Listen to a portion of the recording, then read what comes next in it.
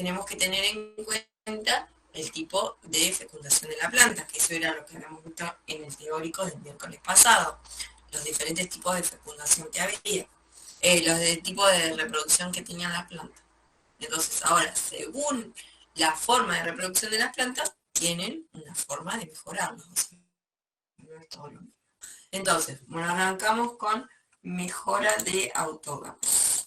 Compartir pantalla. Y ahora estamos acá. Autógamas. Bueno, mejora de especies autógamas. Ahí como por señalar a una especie autógama característica es el trigo. El trigo es autógama, la soja también, que son como los cultivos extensivos que mayormente se producen en nuestro país. Esto también va más rapidito porque son muchas diapos, así que algunas de las cosas que ya las vimos solamente para refrescarlas y refrescarlas de la clase de tipos de reproducción sexual. Entonces, ¿cuáles son los aspectos de una planta autógama? Bueno, predominantemente se autofecundan, eso es lo que vimos, tienen un cierto grado de alogamia, puede ocurrir algún cruzamiento con otra planta, ¿sí? Generalmente son autógamas, pero llegan hasta tener un 4% de fecundación cruzada. Entonces, a veces eso es lo que nosotros vemos en un cultivo de autógamas, que debería ser todo idéntico, digamos, o homogéneo, digamos, por ahí se ve cierta variabilidad que tiene que ver con estos pequeño grado de cruzamiento o de fecundación cruzada que hay. Generalmente, las plantas autógamas son líneas puras, entonces, si nosotros vamos a comprar semilla de trigo, se puede considerar que es una línea pura. Algunas poblaciones naturales son mezcla de líneas puras, eso lo vamos a ver, tiene que ver, por ejemplo, o sea, ¿qué pasa? Cuando yo tengo una línea pura, esto empiezan a ver conceptos así medio sueltos que tenemos que venir a enganchar. Cuando tengo una línea pura puede pasar que cualquier enfermedad que le pueda agarrar el cultivo o en una época de mucha humedad, por ejemplo, ¿sí? Aparecen nuevos patógenos, nuevos hongos, no sé, una estación muy lluviosa, bueno, ¿qué pasa? Cuando yo tengo una línea pura y no tengo variabilidad, puedo perder la producción total. ¿Sí? Entonces, si yo tengo algunas poblaciones naturales, una forma de subsistencia y un poco relacionando a esta genética de poblaciones que vimos, ¿sí? Las poblaciones naturales son mejores con respecto a las líneas puras, por eso, porque son como una mezcla de líneas puras. Entonces, en el caso de que aparezca una susceptibilidad a un nuevo patógeno, no perder el cultivo completo. Otra ventaja, o no sé, como característica, se podría decir, de las plantas autógamas, es que cuando hay una hibridación, porque obviamente, si son líneas puras, si son lo que tenemos en el mercado, hay que hacer algún tipo de hibridación para lograr una nueva combinación de genes. Ahora ya ustedes ya saben lo que es genética, ya lo saben cómo se heredan los genes, características mendelianas, características cuantitativas, todo eso ya a esta altura de la materia ya sabemos todo. Entonces, si yo quiero encontrar nueva combinación de genes, tengo que hacer un cruzamiento. Si la dejo que se autofecunde constantemente, no voy a encontrar esa variabilidad. Y puede existir heterosis en caso de que haya hibridación. El concepto de líneas puras también un poco va a que generalmente los genes están como en homocigosis, ¿sí? Entonces, para lograr la heterosis, sí o sí tiene como que haber un cruzamiento. Bueno, lo que dice abajo es más o menos lo mismo. Esto ya lo vimos el otro día, solamente para que se lo acuerden, que generalmente las plantas autógamas son con flores hermafroditas. Ahí para que vean la flor del trigo, que, o sea, que está dentro de la espiga. Ahora después vamos a ver. Tiene esos estambres, tiene siempre 3 estambres, que son los que se cortan cuando yo quiero hacer una hibridación específica. Pero esto solo a modo de recordarlo, lo pasamos como más rápido. Cultivares. ¿A qué se denomina un cultivar? Bueno, es un grupo de plantas dentro de un cultivo que forman una unidad diferenciable y se reproducen por su forma habitual, ¿sí? Entonces puede haber líneas puras, multilíneas o híbridos. Bueno, hay algunos ejemplos. Las líneas puras, que hoy están en el mercado, son el trigo, la cebada, la avena, la soja. Las multilíneas generalmente están en el trigo principalmente. ¿Qué son las multilíneas? Lo vamos a ver más adelante, pero para que vayan sabiendo, es como son isolíneas, digamos, tienen todo el mismo background genético, toda la misma información genética, como ese cultivar, pero se diferencian, por ejemplo, en la resistencia a diferentes patógenos. Entonces, tienen todo el mismo background genético, pero eh, tienen diferencias bueno, estoy repitiendo lo mismo, pero a ver, para decirles que si apareciera uno de los patógenos, no pierdo todo el cultivo porque tengo una mezcla de resistencias. Entonces, eso es un multilínea. Y el híbrido, por ejemplo, el más conocido es el tomate. Lo que nosotros vamos a comprar, semillas de tomates, esos son híbridas. Por eso suelen ser bastante caras las semillas de tomate. Y ustedes vieron que si cultivamos el tomate, podemos sacar tomate y el año que viene volvemos a sembrar el mismo tomate. ¿Sí? Eso es como la particularidad que tiene las autógamas, que yo puedo guardar la semilla y el año que viene vuelvo a sembrar. Lo mismo pasa con el trigo, con la cebada, con el avena. Otras especies cultivadas que son autógamas, el arroz, bueno, la arveja ya la recontravimos con Mendel, porque era una de las características, y eso por ahí se suele preguntar en el final, qué características tenían las plantas que había elegido Mendel, y una de las más importantes es que era autógama, ¿sí? Entonces, por eso se aseguraba de haber trabajado con líneas puras y haber empezado a hacer esos cruzamientos y ver esos diferentes las diferentes proporciones. Si no hubiese trabajado con líneas puras, no hubiese llegado a las conclusiones. Lo traigo porque hay chicos que rinden el final, entonces, como para que vayan relacionando, ¿sí? Por ahí está de más en esta parte. Pero bueno, sepan eso, ¿sí? De esa importancia. La lenteja, el lino, el trébol, bueno, el tomate ya lo nombré, soja, poroto, el maní también, ¿sí? Son todos cultivos de especies autónomas. Otra pregunta de final que suelo hacer acá, ¿no? Yo todavía no he tomado en ustedes. Bueno, si quiero empezar un programa de mejoramiento de cebada, y ustedes lo que mínimo tienen que saber qué es la cebada. ¿Es autógama o es alógama? ¿Por dónde voy a empezar? ¿Sí? Ojo con esas cosas. O sea, porque a veces los destartabillas eso. Bueno, yo quiero empezar un programa de mejoramiento y no saben qué sistema de reproducción tiene la planta, entonces no podemos empezar a hablar de nada. Entonces, bueno, para que lo tengan en cuenta, aunque sea unos ejemplos básicos de cada una de las especies.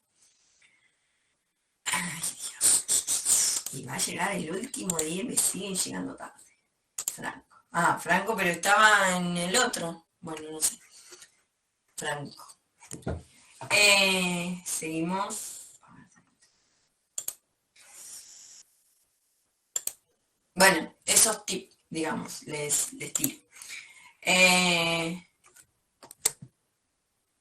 Eso eran los cultivares.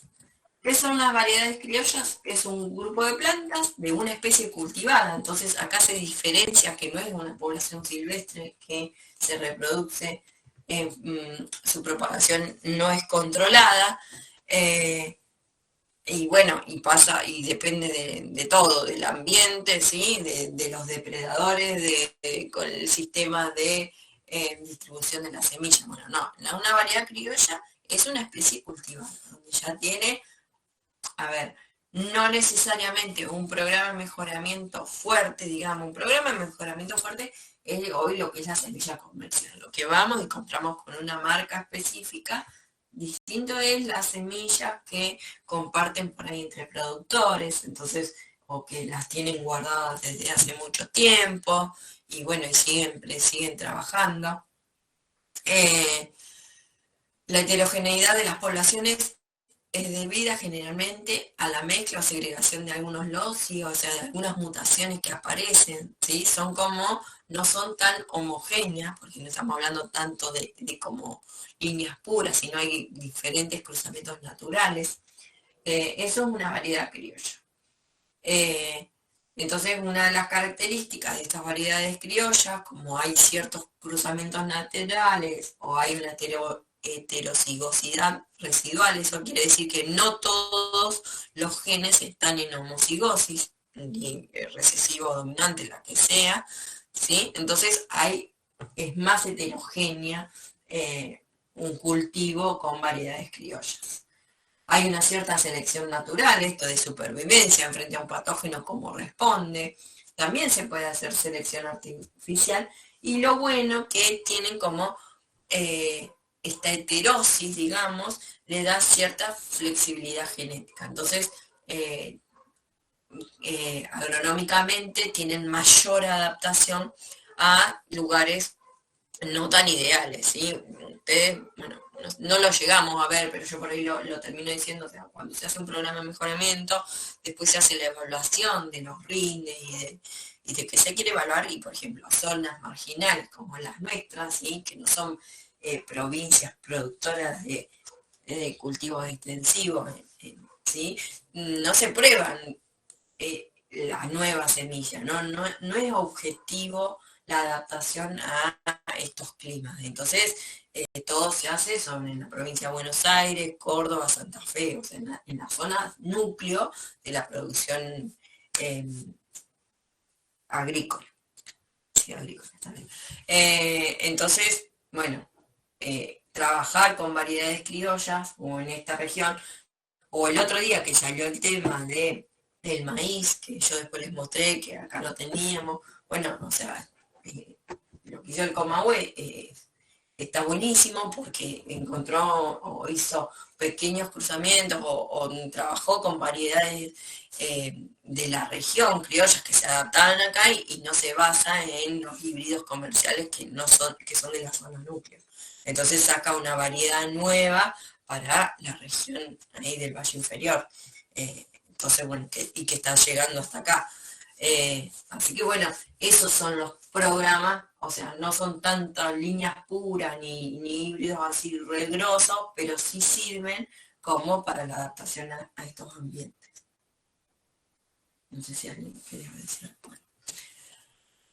¿Qué son las líneas puras? Bueno, teníamos cultivares, variedades criollas. Las líneas puras es casi característico de los cultivos autógamos y se dice que el concepto de línea pura es una homocigosis mayor al 90%. Eso lo vimos en la clase anterior, igual ahora hay una diapo para que lo refresque, cómo es que se llega o cómo es que se calcula ese 90% y en qué generación llegaba. Bueno, en una 6 o 7 ya se considera que es una homocigosis práctica, ¿sí? Y se puede decir como una línea pura entre comillas. El concepto verdadero es homocigosis práctica, o sea, se llega a la mayor homocigosis con un criterio de practicidad, o sea, no posta 14 años hasta tener la línea pura del 99%.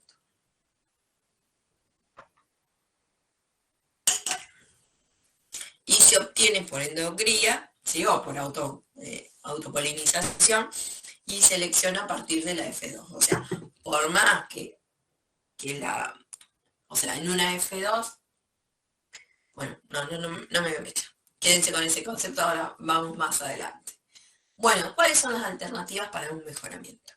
Si hay variabilidad genética, si yo arranco con un programa de mejoramiento de una especie, el maní, qué sé yo, que no hay tanto, no, hay un maní comercial, obviamente, que está mejorado, pero bueno, por ahí no se han avanzado como en el trigo. En el trigo ya estamos como en el top, o sea, igual que la soja. O sea, son cultivos que están súper mejorados, entonces hoy, y el programa de mejoramiento, ¿a qué se enfoca? Bueno, principalmente en trigo y soja. Bueno, a adaptación a estancias de sequía, o sea, todo lo que tiene que ver el cambio climático,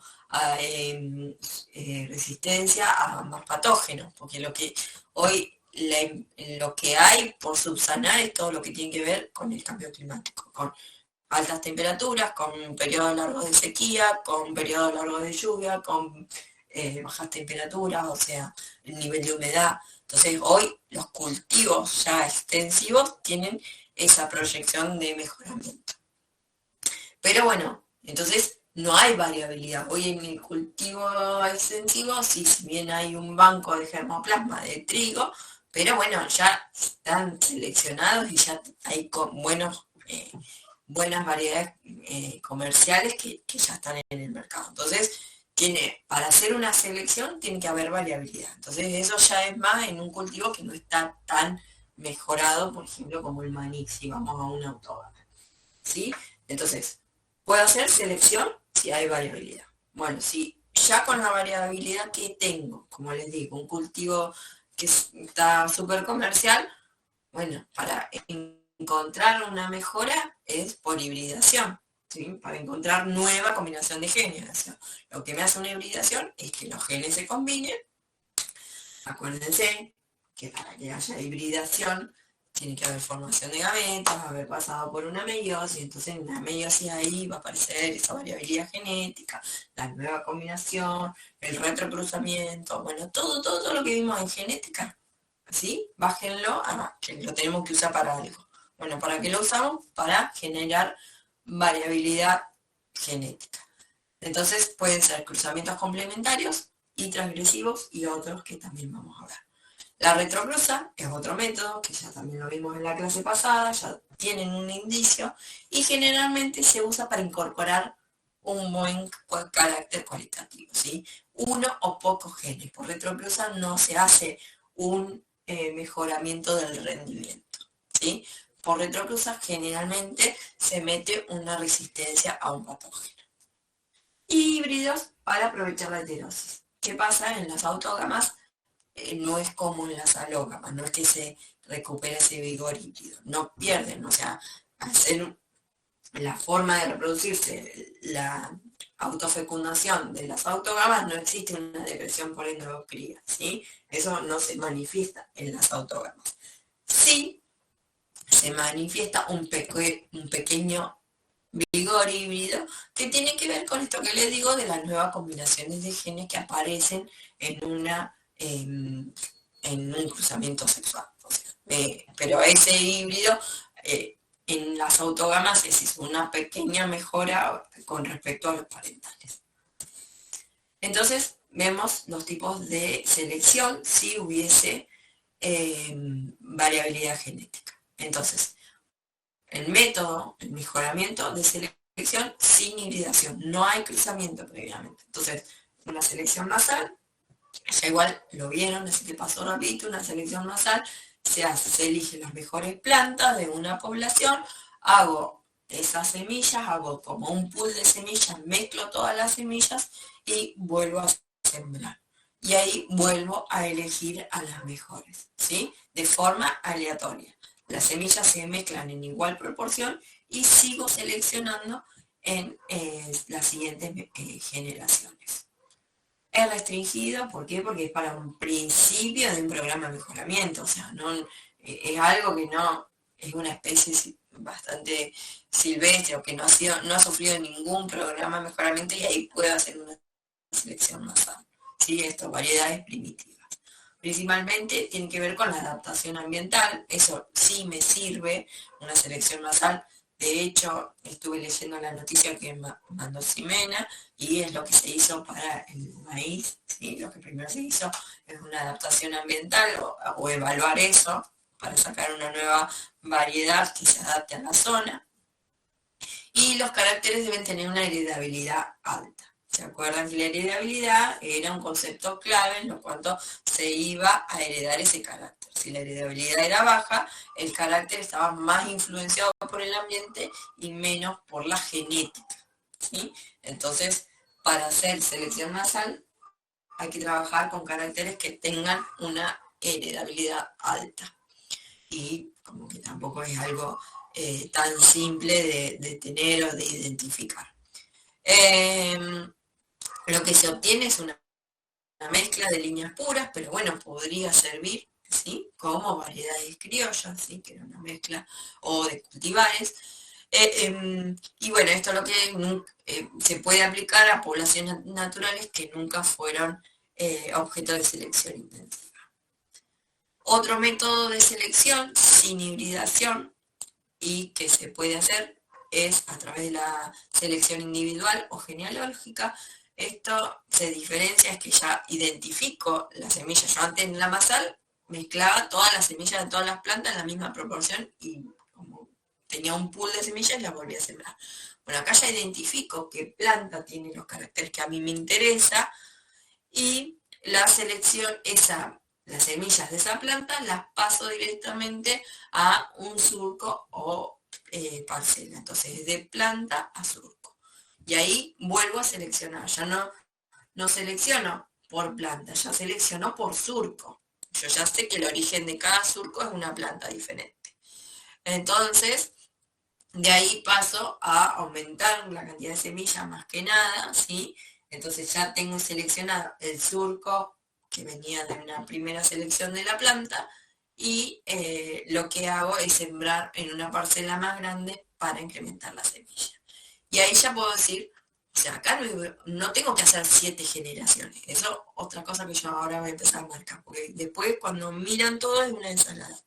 Acá elijo, yo ya tengo variedades, muchas variedades de una autógama que ya se consideran como líneas puras, entonces no tengo que hacer 7 generaciones para tener una línea pura. Acá elijo, son métodos de selección nada más.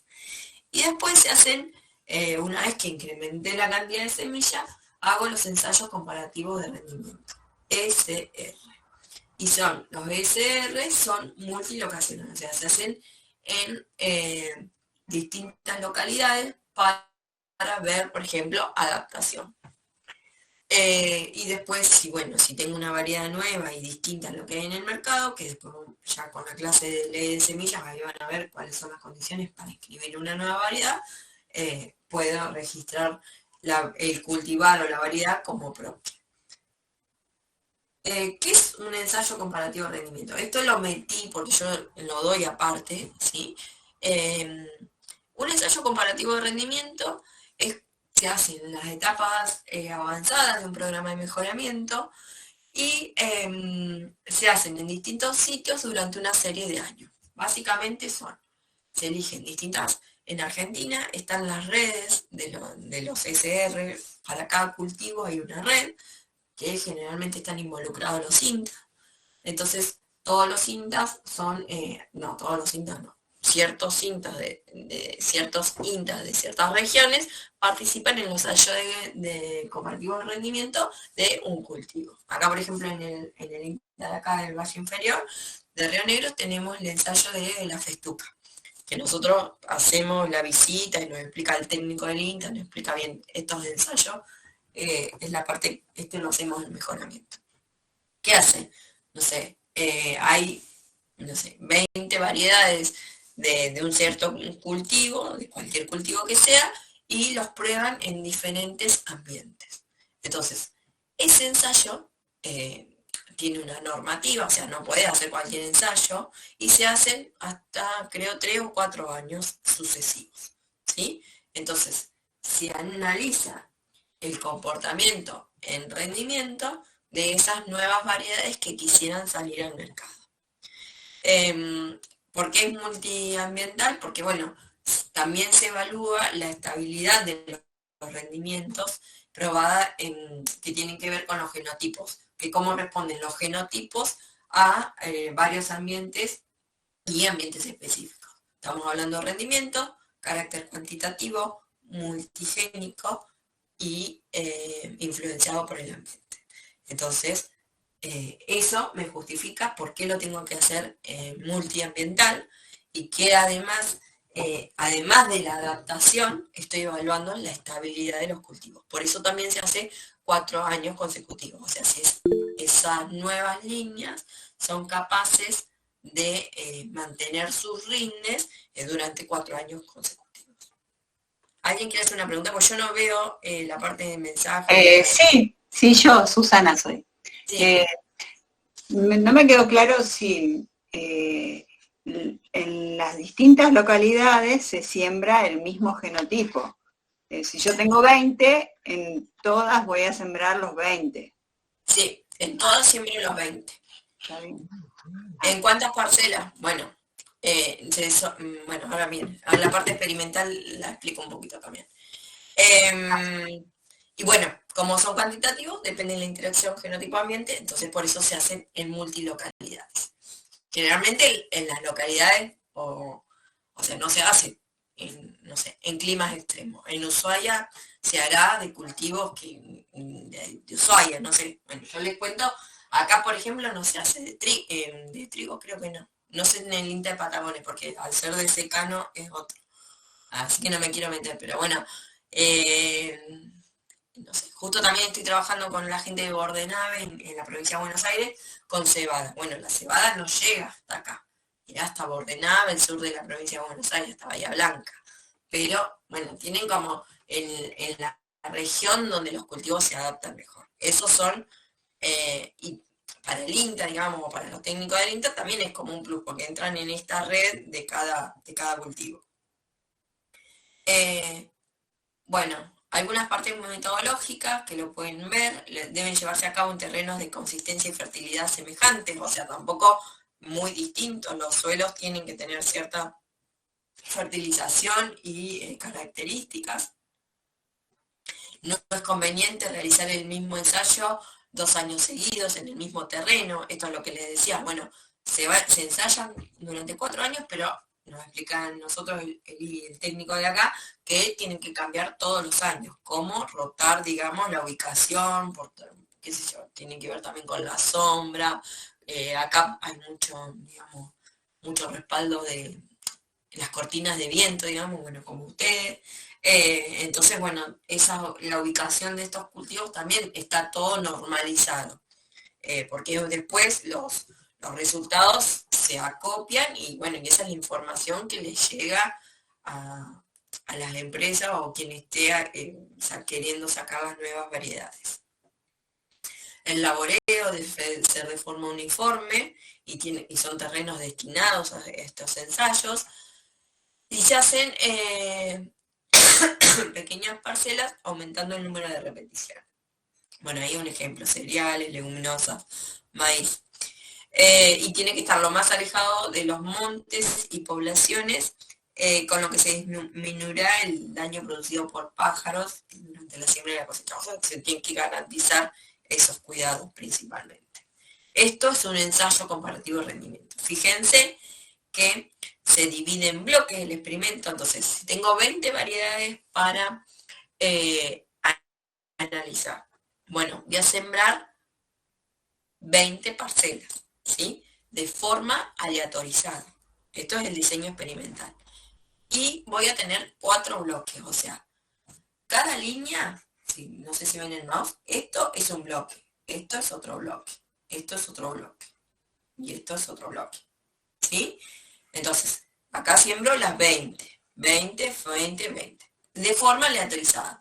Tengo 20 bloques, o sea, no es que voy a poner 1, 2, 3, 4, 20, 2, 3, 4, 5, 20, 1. No, no tengo 20 bloques, hago 4 bloques y la distribución de las variedades va a ser aleatorizada. ¿Sí? Son parcelas experimentales de 7 surcos, o sea, 7, 1, 2, 3, 4, 5, 6, 7, y de 5. Hasta el tamaño de la parcela está estandarizado. Entonces, son 3 o 4 bloques según la zona, parcelas experimentales de 7 surcos por 5,5 metros. Entonces, saca el rinde de cada uno de las variedades que estoy analizando y bueno, es un diseño en bloque completamente aleatorizado y se estiman por análisis de la varianza y el test de Tuque las diferencias que puede haber en los rendimientos, ¿sí? Por la media de bloques, se saca la media de bloques, la media de variedades. Bueno, acá yo les dije 20, acá son 10 variedades en este ejemplo, Y generalmente entre esas variedades no son todas experimentales, ya están, también se incorporan las que ya son comerciales. Entonces, puede haber, si tengo 10 variedades para evaluar, puede haber que haya, no sé, 3 líneas avanzadas. Que el INTA o cualquier empresa esté por sacar 3 líneas ahí nuevas y bueno, y se mezclan con las comerciales. Entonces las comerciales ya están aprobadas, tienen buenos rindes. Entonces se evalúa el rendimiento en comparación con las comerciales. Entonces, si en rendimiento, si en rendimiento hay diferencias significativas, bueno, puedo decir, tengo una variedad nueva con más rendimiento o un rendimiento significativamente mayor a, a lo que hay en el comercial. Puede también que pase que una variedad nueva o una variedad avanzada no supere los rindes, ¿sí? Pero tenga otras características de interés, qué sé yo, mayor contenido de proteína, qué sé yo, no sé, por decir una cosa en soja, que hoy la proteína de soja está como valorada.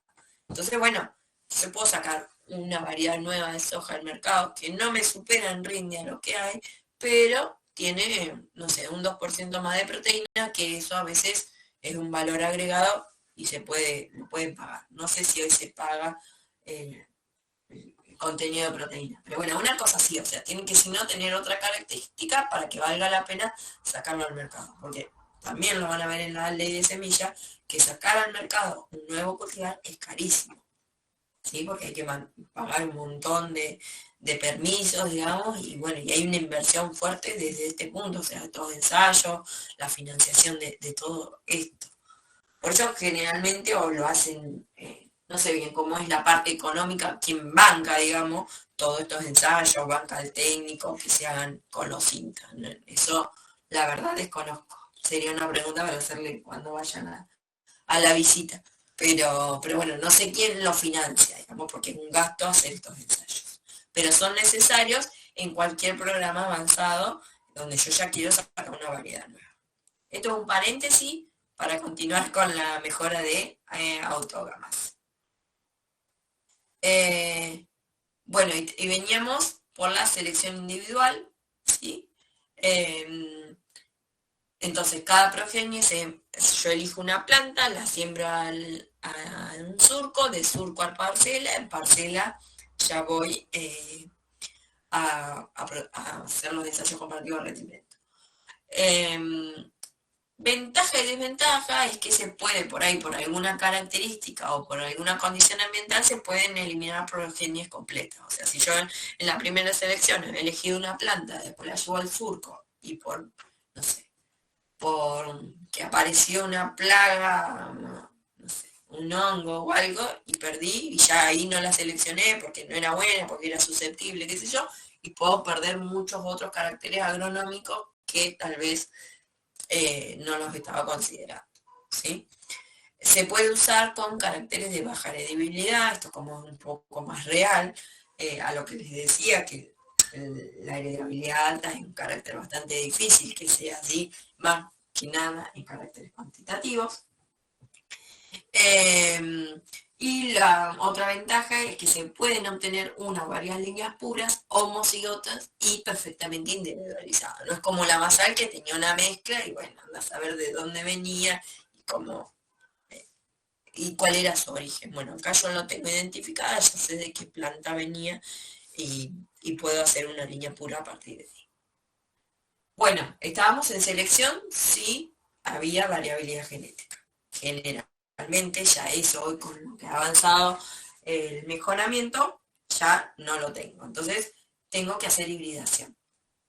¿Y qué hago de hibridación? Bueno, hago cruzamientos complementarios o transgresivos. Para que haya hibridación y crear variabilidad genética, tengo que, en este caso, enmascular a las flores, ¿sí? Porque son flores hermafroditas y si yo las dejo, se autopolinizan. Entonces, ¿cómo voy a direccionar un cruzamiento sí se pueden autopolinizar fácilmente. Bueno, ahí fíjense que se están removiendo las 3 anteras del trigo, ¿sí? Es un trabajo de chino. Obviamente, ahí por eso también después todo lo caro que es la semilla y bueno, y lo tedioso que es el programa de mejoramiento. Entonces, lo mismo que de vuelta vuelvo a Méndez, me voy a cansar de nombrarlo a Méndez hoy, de vuelta lo que hizo Méndez que hacía para direccionar los cruzamientos, para hacer cruzar una planta con flor blanca y una planta con flor púrpura. Bueno, hacía esto, le sacaba las anteras y pasaba el polen de la otra florcita. Bueno, la castración en autógamas está en la soja y fíjense el tomate que tiene una flor re chiquitita, la soja también. Nosotros hicimos una visita a Inta Pergamino en el año 2015, me parece, 2016, porque la profe que venía acá tenía los contactos. Y bueno, fue la única vez que nos financiaron un viaje y fuimos a ACA, es la Asociación Argentina de, no sé, bueno, ACA es una empresa privada de semillas. Ay, no me acuerdo, bueno, no importa. Y bueno, veíamos cómo estaban en el programa de mejoramiento de soja. Nosotros fuimos en febrero, en pleno sol de febrero, con una sombrilla, ponen la sombrilla y están abajo los chinos, no, los chinos por decir, las personas emasculando las flores de soja para realizar después los cruzamientos dirigidos. Esto ya lo vimos cuando le expliqué los métodos de fecundación. Cuando hay un cruzamiento, yo hago un cruzamiento de 2 líneas puras, el parental 1 y el parental 2. Tengo una F1 que es heterocigotas, ahí hay una nueva combinación de genes que obviamente tengo que hacer selección, no solamente hago cruzamientos, sino ya ahora también empieza a hacer selección. Entonces no nos olvidamos lo que les expliqué recién, o hace un ratito, de los tipos de selección. Bueno, sí, hago cruzamiento, pero después tengo que hacer selección. ¿Y qué pasa con la planta? Yo la dejo autopolinizarse de 6 a 7 generaciones y ya llego a la homocigosis práctica. En cada generación va disminuyendo en un 50% los individuos heterocigotos. Y de ese 50% restante, 25% va aumentando en la homocigosis, tanto dominante como recesiva. ¿Sí? Y sigo haciendo selección. Tipos de cruzamientos. Cruzamientos complementarios es cuando yo quiero como combinar una característica buena de un cultivo y otra. Ahí un ejemplo simple es una variedad con una resistencia a un patógeno y de ciclo largo. Y lo puedo cruzar, si la cruzo con una variedad susceptible al mismo patógeno, pero de ciclo corto o precoz, ¿qué voy a obtener? Voy a buscar una variedad nueva de interés que sea resistente y de ciclo corto. ¿Sí? Entonces, ese es un cruzamiento complementario. Estoy como combinando las dos mejores características de los cultivos. O un cruzamiento transgresivo, y eso quiere decir que el resultado de esa nueva combinación de genes va a ser mucho mejor que sus parentales. ¿Sí? Ese es un cruzamiento transgresivo, o sea, mejoro a los parentales. La F1, recuerden, otra cosa a tener en cuenta, los que van a rendir y los que no van a rendir, que siempre en la F2 yo tengo la mayor variabilidad genética. O sea, en la F1 no voy a tener nada, son todas las plantas iguales, ¿sí? Si es el resultado de un cruzamiento de líneas puras. En la F2 se va a manifestar la mayor variabilidad genética, ¿sí? Entonces, la F2, con las plantas que yo me voy a quedar en la F2, es un número muy grande para un programa sucesivo de mejoramiento. Porque yo ahí tengo que, como siempre, no se olvide, buscamos variabilidad genética, ¿sí? Cuanto con más plantas me quede, cuantas más plantas me queden en esa F2, mayor variabilidad voy a tener y mejor voy a poder después seleccionar. Entonces, el número de plantas de una F2 para trabajar en un programa de mejoramiento y está entre 400 y 500 plantas. Tengo que seleccionar de una F2.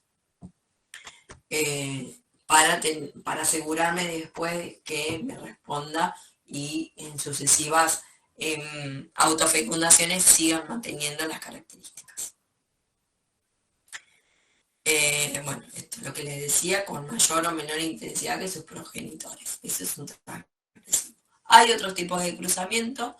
Ahí, pensando en dos ejemplos simples, puede hacer un cruzamiento simple, A por B, ¿sí? No importa si es transgresivo o no, o sea, la idea es combinar características buenas.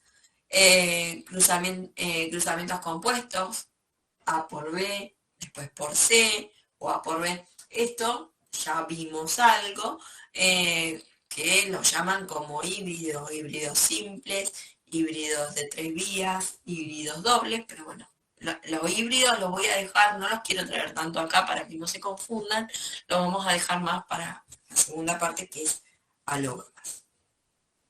O convergentes o cruzamientos top, que principalmente en los cruzamientos top se da por cruzamiento de 2 F1, cualquiera sean los parentales. O sea, cruzar 2 F1, eso se llama un cruzamiento top. Entonces, ¿qué pasa? Ahora hay un método de selección masal, pero hubo una hibridación antes. Entonces, ahora sí necesito las 8 generaciones para tener la línea pura. Entonces, hay un cruzamiento, parental 1 por parental 2, tengo una F1 toda homogénea, la selecciono, la dejo que se autofecunde y paso a la F2. ¿Sí? La F2, ahí vuelvo a seleccionar y en la F3 sigo autofecundando para llegar para ir yendo hacia la homocigosis. Entonces, donde voy a seleccionar mejor va a ser en la F2. En la F3 sigo seleccionando, porque no es que se terminó la variabilidad. O sea, todavía tenemos un alto porcentaje de heterocigosis. Heterocigosis. Y más bajo de homocigosis. Entonces la F3, F4, F5 sigo seleccionando, pero ya en F5 ya estoy más cerca de una homocigosis y se aumenta el volumen de semillas de los genotipos más provisorios. Entonces ya ahí, en vez de trabajar en hileras, se pasa a parcelas y se va pasando a una parcela separada. Fíjense, ¿sí?, que el cuadrito se abre a esta parte. Entonces ya estos cuadritos de la derecha significan que estoy aumentando el volumen de semilla de los que ya me dan una idea. Y bueno, llego, acá puedo llegar hasta 20 30 para la homocigosis, pero siempre llegamos de 6 a 8 para la homocigosis práctica. Y acá, a partir de acá, ya tengo líneas avanzadas y arranco con los programas, con los ensayos comparativos de rendimiento. No se termina acá. Después del ensayo comparativo de rendimiento va la producción de semilla y demás. Pero fíjense que después de una hibridación, ahora sí, ya tengo de 6 a 8 generaciones para tener la línea pura, que va a ser una línea avanzada. Eso era masal. Perdón, yo acá me confundí, no es de hilera, acá me confundí cuando les dije recién. Estábamos hablando de masal. Masal era mezclar las semillas de todas las plantas, ¿sí? Pero sigo haciendo selección. Perdón, me equivoqué. Y acá está el genealógico con hibridación en el mismo sentido. Tengo el cruzamiento, la F1 es todo igual, y selecciono en la F2. De la F2 saco paso de planta a parcela o hilera, de la F3 a la F7 sigo haciendo selección de parcelas y plantas dentro de ella, y de vuelta a partir de la 5 ya empieza a aumentar el volumen de semillas de aquellas plantas que son más promisoras. F8, líneas avanzadas. No me adelante. En el anterior se tenían que quedar con que después de un cruzamiento puedo hacer una selección masal, que era mezclar todas las semillas. ¿Sí? Hay otro método que se denomina método de descendiente único, que acá en realidad, después del cruzamiento y la F1, selecciono en F2 y de una planta, ya ahora, yo antes en el genealógico hacía una planta, una hilera o una parcelita. Ahora, de una planta sacó una sola semilla y la pasó a maceta. Y lo puedo hacer en maceta de F3 a F6, lo puedo hacer en maceta por 3 generaciones, siempre sembrando una semilla por planta. Y recién, después de la F6, llego a la F7, que paso de una planta a una hilera. ¿Sí? La ventaja, bueno, acá también siempre hay selección, o sea, siempre hay método de selección. Y me quedan líneas pura selección. ¿Cuál es la ventaja del descendiente único, perdón? Bueno, tengo amplia variabilidad en F2, pero eso lo tengo en todos. Puedo mantener la selección de esa variabilidad, porque si yo tengo, si las quiero guardar todas, a ver, vuelvo acá. En vez de guardar las mejores, bueno, no sé, si las mejores eran, no sé, 50, pero bueno, pero por las dudas o porque quiero tener la variabilidad, puedo guardar una semilla de cada planta y mantengo la variabilidad. Y eso lo puedo seguir guardando. Entonces, eso es lo que me permite, que no lo puedo hacer con las otras, no puedo guardar la semilla para después ir a una parcela. Acá, como se hace en maceta y es todo más controlado, obviamente que al hacerlo en maceta se hace en invernadero, situación controlada, ¿sí? Y entonces eso, hacerlo en maceta, se puede trabajar fuera de estación, ¿sí? Se acorta la generación porque ya no tengo que esperar a sembrar parcelas al campo, ni que el cultivo se adapte. O sea, si yo le doy las condiciones controladas en un invernadero, tranquilamente puedo hacer de 2 a 3 generaciones por año. Uso de poco espacio y se practica selección en contra, o sea, no tanto por lo mejor, sino descarto lo peor. Eso es selección en contra, ¿sí? Entonces, esto, como tengo la posibilidad de guardarme semillas y de hacerlo en maceta, no, me quedo con lo que no tiene nada malo, digamos. Entonces me queda esa variabilidad. La multilínea, esto es lo que le adelanté anteriormente. Una multilínea son isolíneas, o sea, tienen el mismo valor genético, solamente que difieren en la resistencia, por ejemplo, a un patógeno. Esto se da mucho en avena, trigo, lino, o sea, comercialmente ustedes pueden ir a comprar una variedad multilínea. Y difieren en una o más características, generalmente sanitarias. Y esto es, bueno, nosotros ya vimos la clase de resistencia, esto cuando aparece una resistencia aparece un patógeno resistente y de vuelta, o sea, la teoría del gen al gen.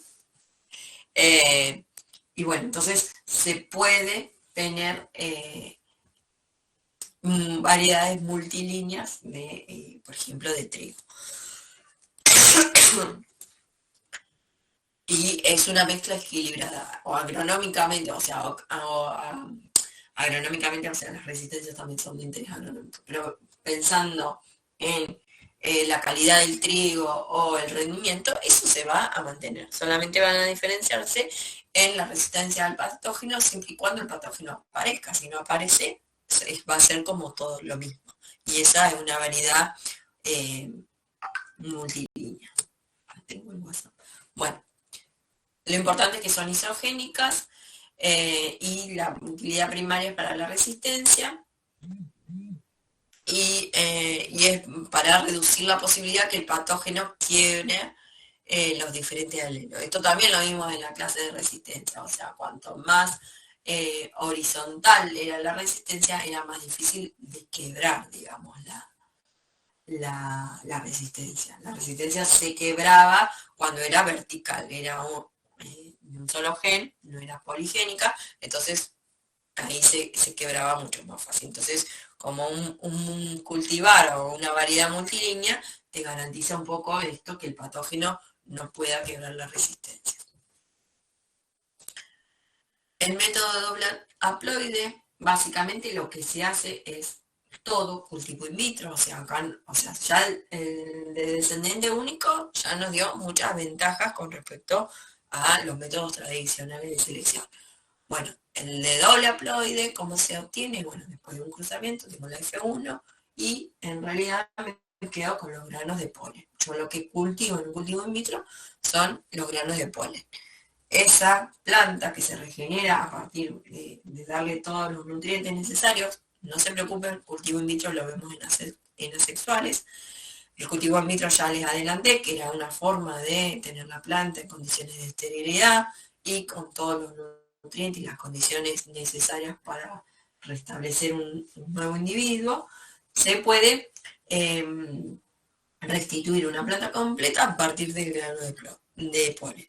Lo que pasa es que esa planta va a ser haploide. Pero bueno, ya vimos que la colchicina, en poliploides lo vimos y en mutaciones también, tienen la capacidad de duplicar el ADN. Entonces se le aplica a ese tejido de esa planta regenerada desde el grano de polen, se le aplica colchicina y obtengo una planta diploide.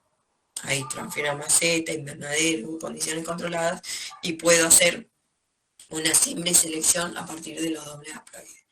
Parece como fácil, no todas las plantas se pueden restablecer, acá las contras, digamos, no todas las plantas se pueden restablecer a partir de los granos de polen,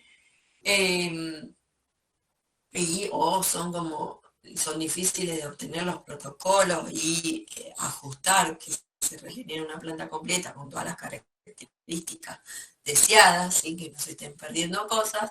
Entonces, bueno, no es que se puede así hacer. Acá se ve como muy fácil, que si queremos que con suerte con 4 años lo tenemos, no es tan así.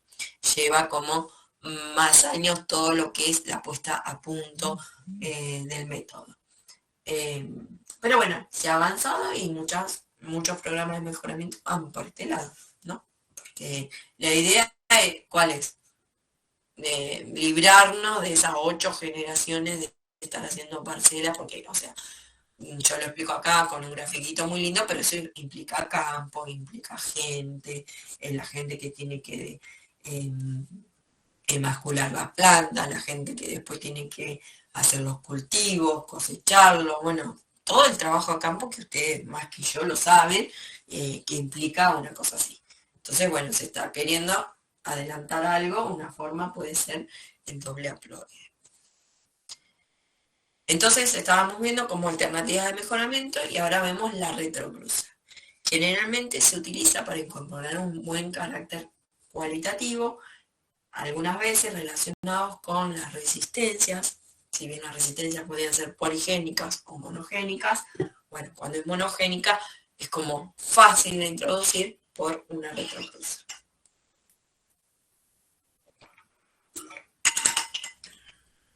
Algo vimos de la retrocruza, es para incorporar una característica, se usa para resistencia a enfermedades, para introducir macho esterilidad también sirve la retrocruza, como marcador morfológico y para la obtención principalmente de multilíneas, de esto que les decía, bueno, tener una línea isogénica y con distintas resistencias. Básicamente la línea, yo no me acuerdo si ya lo expliqué en la clase que iba grabada, creo que sí. Tengo una línea donadora y una línea elite, o sea, una línea elite puede ser cualquiera que esté comercial, pero aparece un nuevo patógeno y el responsable del programa de mejoramiento de esa especie o de esa empresa quiere encontrar la resistencia a un patógeno. Generalmente se va al banco de germoplasma, ¿sí? En la primera clase que empezamos a ver de mejoramiento. Si no lo tengo en el banco de germoplasma activo, lo puedo buscar en un banco de germoplasma pasivo, ¿sí? Que están a largo plazo. ¿Por qué hago esto? Porque lo suelo preguntar en el final. Si yo quiero arrancar una línea de mejoramiento, bueno, ¿qué tengo que hacer? Y entonces, bueno, puedo elegir buscar en esos bancos de germoplasma una planta que pueda retrocruzar con esta línea elite que ya la tengo en el mercado, solamente que me lo agarró un patógeno y me perdí todos los cultivos. Entonces lo que hago es cruzarlo y ahí en una F1 voy a tener una F1 con la mitad de la información genética de la línea elite y de la línea donadora. Entonces, para restablecer a la línea elite y dejar incorporada esa resistencia o ese carácter nuevo, lo vuelvo a cruzar por la línea elite. Entonces así se va disminuyendo el background genético de la línea donadora, que solamente me interesa la resistencia, un gen, dos genes, no sé, pocos genes, y se hace retrocruzamiento siempre con la línea elite. Hasta que me quede la línea elite, ¿hasta cuántas generaciones? Sí, 8, como siempre, de 6 a 8. Esto es otra cosa, de 6 a 8, en retrocruza es lo mismo. Tengo que recuperar el background genético. ¿Y cómo hago para asegurarme que tengo? Bueno, siempre voy a tener que estar exponiendo o al patógeno, o voy a tener que estar evaluando, que suele ser difícil, tampoco es una pavada como yo lo nombro, ¿sí? Porque tenés que tener condiciones para que una enfermedad se manifieste. ¿Qué tiene que ver? El famoso triángulo, las condiciones, el patógeno, la disponibilidad de la planta, o sea, el hospedador y las condiciones ambientales. ¿Sí? Eso lo vieron en la clase de resistencia. Entonces tampoco es que es fácil evaluar si un cultivo incorpora una resistencia o no. Bueno, está esa parte metodológica que no es muy cuestión. Y eso es la retrocruza. Ventajas, predecible y repetible. Número bajo de plantas, se trabaja con números bajos, o sea, yo ya estoy con 2 o 3 plantas, no estoy así probando cruzamientos como lo otro. Independiente del ambiente, bueno, independiente de acuerdo, o sea, dependiendo de esto lo que se esté evaluando. Y requiere en mitad del tiempo en comparación con otros métodos, o sea, mitad del tiempo porque en los otros métodos, por eso yo no lo terminé de aclarar, o sea, sí tengo 6 o 8 generaciones para llegar a la homocistosis práctica. Después tengo multiplicación de semillas, ensayo compartido, rendimiento, bueno, multiplicación de semillas ya lo dije, bueno, miles de cosas más que me llevan otros 5 años más. O sea, porque los ensayos comparativos son 4 años más. Entonces tuve 8, de 6 a 8, homocigosis, 4 años más de ensayo comparativo de rendimiento, más multiplicación de semillas, que me llevará 1 o 2 años más para hacerla comercial. O sea, eso lo que es diferencia con trabajar con una línea elite y que le incorporo un carácter nuevo. Ya es una línea que está en el mercado, o sea, después no tengo que hacer el ensayo comparativo de rendimiento. Solamente tengo que evaluar bien que haya incorporado la resistencia. ¿Sí? Eso por ahí, a eso se llama, se dice de requerir menos tiempo. Bueno, no permite, obviamente, estoy incorporando solamente un carácter, no nuevas potencialidades, no. Eso es lo que me da la hibridación, y a diferencia de la retrocruza. Y bueno, y el ligamiento, o sea, se sabe, suele afectar, o sea, se sabe en algunos casos, bueno, yo les había contado en macho de esterilidad que se dejó de usar porque estaba ligado a la susceptibilidad a una enfermedad. Entonces se dejó de usar la macho de esterilidad por eso, porque estaba ligado. Entonces el ligamiento de genes puede afectar usar o no retrocruz. Bueno, requisitos, el parental recurrente, ese tiene que ser de elite, ¿sí? Y que solamente le tengas que mejorar algún carácter, o sea, no por retrocruzar, no puedo mejorar rendimiento, eso que quede súper claro. Un carácter poligénico, altamente influenciado por el ambiente, no se mejora por retrocruza, solamente algunos caracteres. Bueno, y el número de retrocruzas debe ser suficiente para reconstituir, eso es lo que yo les digo, entre 6 y 8 generaciones también me voy sacando el background genético de la línea dadora. Y la última, híbridos, y esto ya lo aclaré anteriormente, para aprovechar la heterosis, entre comillas, ¿sí? En realidad para encontrar nueva combinación de genes. No se manifiesta la heterosis igual que en alógamas y tiene la dificultad esto de hacer un híbrido, o sea, se hacen los híbridos, a ver, de vuelta, no es que se hacen los híbridos, se hacen las hibridaciones para mejorar y van a ser los futuros parentales. Ahora, de hacer un híbrido, ¿se imaginan? Enmascular plantas para generar semillas. O sea, no es el método. O sea, obtener híbridos en, en, en alógamas, perdón, en autógamas, con esto que no es que se hace, digamos, mucho, no es que se manifiesta la heterosis, entonces, bueno, eh, es difícil y es mucho más caro. Se ha hecho en arroz en China, en sorgo para facilitar la producción y en tomate, que es lo que le decía, que el cultivo en sí es más valioso y el valor de la semilla es bastante alto. Esto es capítulo 8 de Cubero. Hacemos un pequeñísimo recreo y les doy alógamas así de intenso. Y voy a apagar el WhatsApp.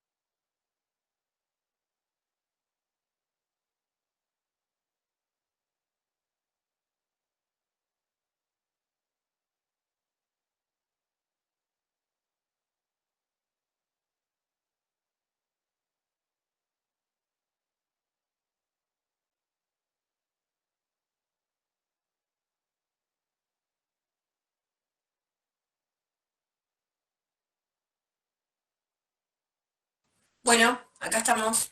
¿Estamos? ¿O estoy sola? No importa, yo la doy igual. Acá estamos. Estamos, profe. Estamos. Sola me dejan. No les conozco ni las caras. Bueno, no me voy a poner a quejarme ahora. Ya está. Vamos por alógamas. Bueno, Florencia. Se retira.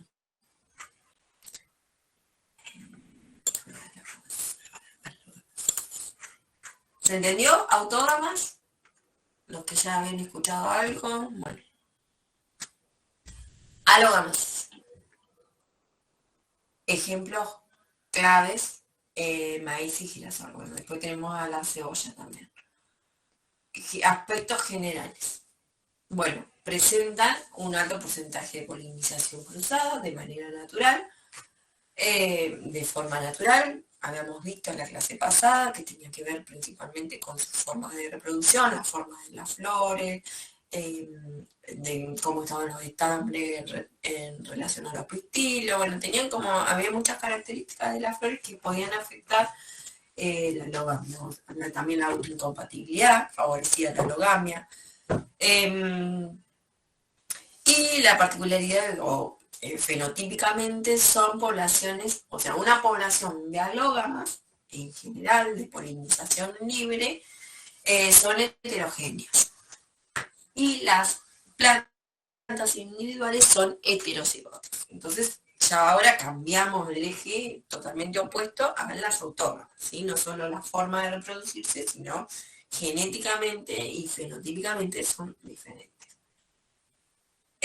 La población, cuando es mejorada, cuando presenta una mayor frecuencia de genes favorables en comparación con las poblaciones originales o no mejoradas. Ejemplo, bueno, maíz, girasol, cebolla, sorgo, alfalfa, coliflor, sandía, la manzana y la pera de ustedes para interés, ¿sí? El olivo también, son plantas alógamas. Y, a ver, no sé si decir que son más difíciles de mejorar, o sea, o es más tedioso. Creo que los dos tipos de plantas no son fáciles. Un programa de mejoramiento tradicional. Acá nos estamos olvidando de toda la biología molecular, la transgénesis, o sea, de eso no estamos hablando nada. Son métodos tradicionales que se hacen. Hoy sí lo que tienen por ahí más ayuda es métodos de marcadores moleculares, que esa es otra teoría que me falta mandarte. Los métodos de marcadores moleculares, bueno, dan un aporte a todos estos programas de mejoramiento, te pueden dar una idea de cierta variabilidad, en vez de trabajar con 500 plantas, como yo le decía del F2, bueno, con la ayuda de un marcador molecular puedo disminuir menos la cantidad, pero estos programas de mejoramiento tradicional de plantas que se siguen usando son como tediosos y llevan muchos años. ¿De qué depende esta frecuencia de genes mejores a los parentales? Bueno, de la variabilidad genética. Otra vez volvemos a la variabilidad genética presente en la población. El método de selección también es importante, el tamaño de la población, porque acá ¿qué pasa? Acá empieza en las alógamas a jugar tiene que ver el tema de la endocría. Entonces, si la variabilidad es pequeña y yo trabajo con pocas plantas, hay una tendencia al cruzamiento entre ellas y favorecer la endocría, y ya sabemos lo que pasa en las alógamas. Entonces, el tamaño de la población es importante. La técnica y precisión en las evaluaciones, la influencia e interacción del ambiente, efectos pleitrópicos. ¿Se acuerdan lo que eran los efectos pleitrópicos? Era que un gen codificaba para una o dos más características, y la correlación entre el fenotipo y el genotipo. ¿De dónde partimos en la selección de alógamas? La selección se hace a partir de una variedad preexistente o a partir ya de una población artificial, de algo que ya fue mejorado. Lo mismo pasa en autógamas. Una población artificial puede ser la resultante de la polinización libre entre dos variedades o más, ¿sí? Y que se eligen de acuerdo a las características que demuestren, entonces de manera de juntar en una sola planta o en una sola variedad todas las características deseadas. Puede ser también una mezcla de híbridos entre dos o más plantas, un híbrido entre dos únicas plantas o de la misma o de distinta variedad, un híbrido procedente de dos líneas puras, híbrido de 3 vías o híbridos dobles, una variedad sintética o cualquier cruzamiento realizado para aumentar la variabilidad genética. Bueno, esto lo vamos a ir viendo a lo largo de la clase. ¿Cuáles son los métodos de selección? Los mismos que para autógamos. Son selección masal y selección de líneas endogámicas y explotación de la heterosis y selección de los componentes de las variedades.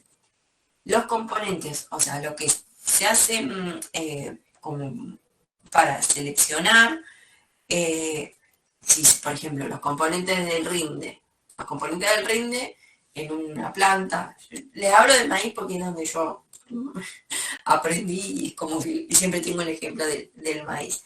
Los componentes del rinde en el maíz no es solamente la cantidad de granos, ¿sí? La cantidad de granos de la mazorca es importante.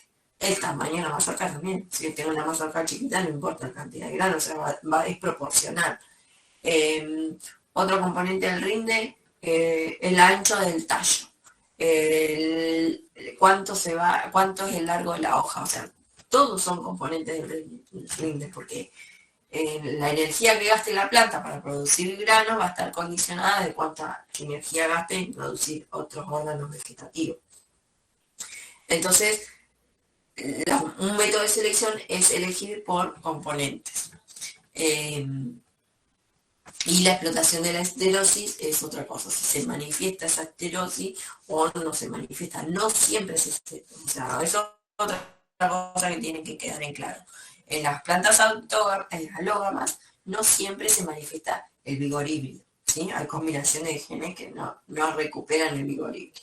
Entonces, se hace selección masal, ¿de quién? De los gametos femeninos. Los que van a darme semillas siempre van a ser las plantas que son usadas como plantas femeninas. Entonces, yo siembro la selección masal y lo mismo. Selecciono la planta, mezclo la semilla, hago un pool de semilla, vuelvo a sembrar y vuelvo a seleccionar. ¿Por qué selecciono? Acá fíjense que para que se produzca semilla hubo cruzamiento de fecundación libre, ¿sí? No hay nada dirigido acá, solamente estoy seleccionando de esta parcela de las distintas plantas que me son de interés. Bueno, una mezcla de igual proporción de semillas, la siguiente generación, y así voy seleccionando. Entonces, puedo seleccionar por componente del rendimiento o puedo seleccionar por manifestación del vigor híbrido. Bueno, en una selección masal, que es una básica, ¿sí? Es lo que menos se hace, no voy a volver a repetir porque lo dije hace media hora o hace una hora. El número de individuos seleccionados es grande, de 50 a 400 individuos, se cosechan en masa, y las semillas de los individuos seleccionados se siembran en la siguiente generación. Entonces, esa población es de polinización libre, entonces puede haber cruzamientos que me favorezcan una nueva combinación de genes, otra vez lo que estamos buscando, que se manifieste en la siguiente generación. Por eso se hacen de 2 a 4 generaciones de selección masal, porque en la selección masal también estoy favoreciendo esos cruzamientos libres. No estoy dirigiendo nada. ¿Cuál es el objetivo? Incrementar la proporción de genotipos superiores. Depende del número de genes que estén asociados y la heredabilidad del carácter. Eso siempre. Estamos hablando, por ejemplo, de carácter cuantitativo, casi siempre. Bueno, a excepción el color del grano no es cuantitativo, pero bueno, la altura, si yo tengo establecido la altura, el tamaño de la espiga, la altura de inserción, la fecha de maduración, todos esos caracteres responden bien a una selección basal en el caso del maíz. Y por ejemplo sirve para la adaptación a nuevas zonas de producción. De vuelta pongo el ejemplo del maíz sacado por Comago. Es ineficaz para rinde porque no se puede identificar el genotipo, o sea, yo tengo una mezcla de semillas de polinización libre, o sea, no puedo identificar, no es como el genealógico que yo lo tengo identificado. La polinización no es controlada y si la selección es rígida, puedo favorecer la endopía. Entonces, esto es decir, no usar 20 plantas, porque estoy favoreciendo la endocría, estoy haciendo que se crucen entre ellas mismas, ¿sí? Entonces, cuanto más grande sea el pool de semillas que tenga, mejor va a ser. Una selección masal estratificada no es que es un método, sino es una adaptación de la selección masal, es como dividir la parcela en distintos estratos, y entonces ahí saco siempre el mismo número de plantas por parcela de forma aleatoria, y bueno, es como que es como, no sé, como mayor aleatoriedad, pero también como dándole robustez al método científico, ¿sí? Entonces, estratificada, y acá más que nada se usa la estratificada, es como para evitar las diferencias que tengan que ver con el ambiente, ¿sí? Que no sea por la calidad del suelo. Entonces, que yo me base en una selección basal en una parcela, y bueno, entonces la divido, o sea, divido la parcela en distintos estratos y siempre las mismas variedades, acá, que acá, que acá. ¿Sí? Entonces después saco al azar de cada. Entonces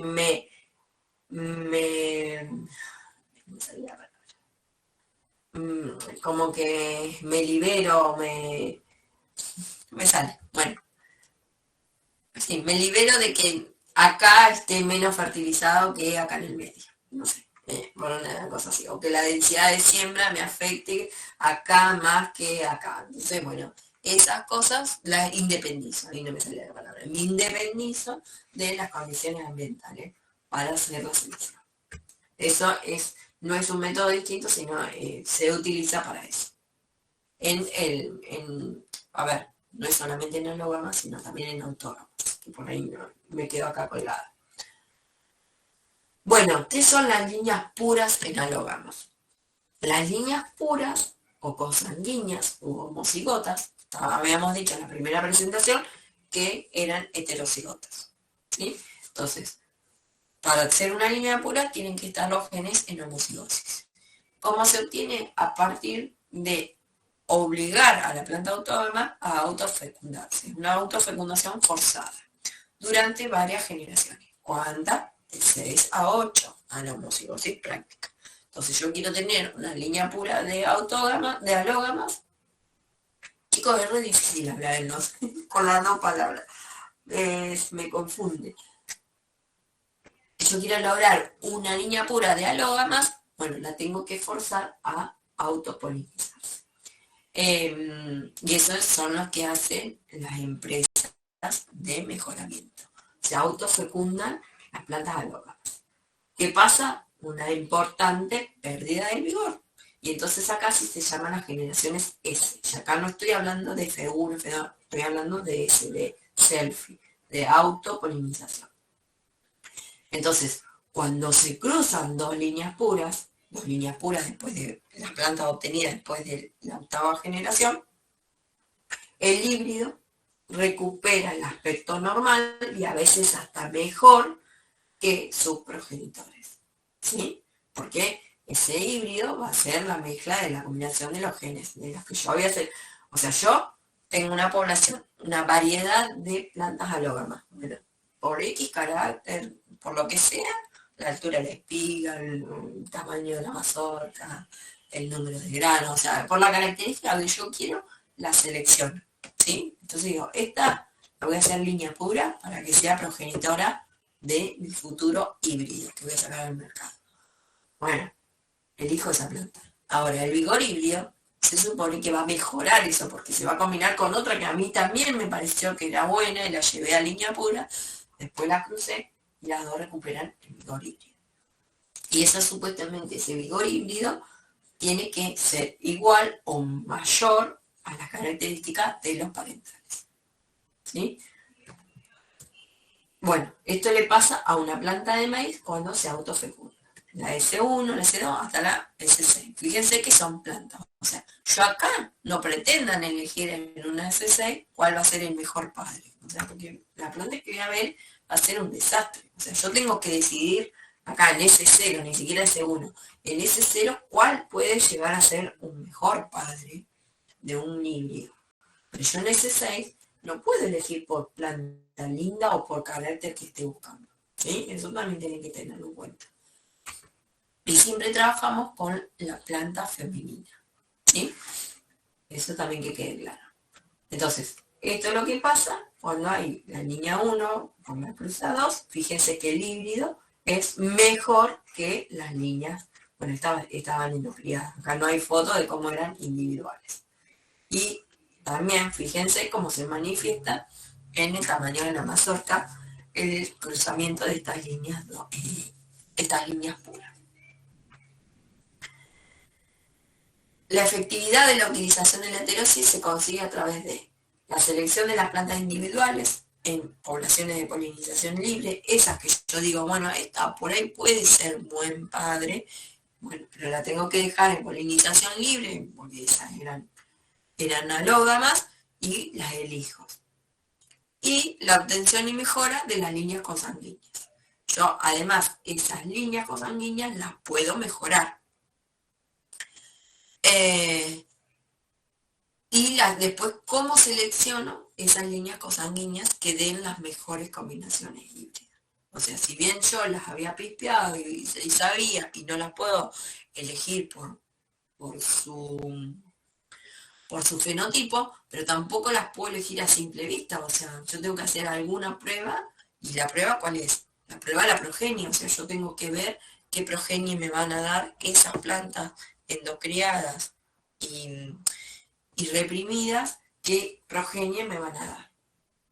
Bueno, este es el proceso de una línea pura. O sea, selecciono las plantas con las características interesantes y la llevo a línea pura por sucesivas generaciones. Y acá aparecen de 7 generaciones y ya tengo una línea pura. Entonces acá, en la generación 7, tengo que hacer las pruebas de aptitud combinatoria. Entonces, ¿cómo se van a combinar esas líneas endocriadas y reprimidas? ¿Cómo se van a combinar para tener una nueva combinación de genes y que se manifieste el vigor híbrido? Que no siempre ocurre, lo que les decía hoy. No siempre ocurre la recuperación del vigor híbrido. Entonces se hace la prueba de la progenie, porque yo no lo puedo prejuzgar por el fenotipo de las plantas. No es como en autógama, porque en autógama yo la elegía, me gustaba, y ya digo, ¿qué tal? Se autofecunda y no pasa nada más. Y ya está, y esa es mi línea pura. No es, no, yo no puedo hacer una selección simple en alógama, porque en alógama estoy mejorando, digamos, esa es otra gran diferencia que tiene con autógamas. En autógama yo hago un cruzamiento para tener nueva combinación de genes y para tener nuevas características. Y eso ya después lo llevo 8 generaciones y esa ya es mi línea comercial. En cambio, en alógamas, todo el programa de mejoramiento se hace a los padres, a las líneas que van a ser empleadas como padres de los híbridos. Entonces, antes de llevarlas a línea pura, si yo no tengo las características deseadas, tengo que generarle de alguna manera. De alguna manera es cruzamiento, ¿sí? Hibridación. Entonces, yo lo que estoy mejorando son a los padres. Todavía no sé cómo va a ser la generación, o sea, el híbrido que va a generar esos padres endocriados. Entonces, se hace la prueba de la progenie.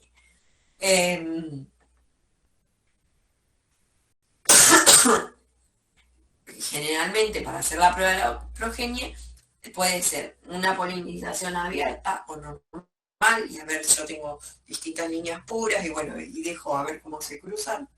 y si aparece algo que me interesa, o cruzamientos dirigidos, ¿sí? Y el programa se sigue con las plantas madres, siempre la planta que hace de gameta femenina es con la planta que se sigue trabajando. Entonces, ¿cómo se evalúa estas líneas cosanguíneas que van a ser usadas para la formación de híbridos? Se evalúa la aptitud combinatoria, y es que es la capacidad de un genotipo o de una población de dar descendencia híbrida caracterizada por la expresión de un carácter mejor que sus líneas parentales, sin estar reprimidas. Hay una actitud combinatoria general o se hace una actitud combinatoria específica.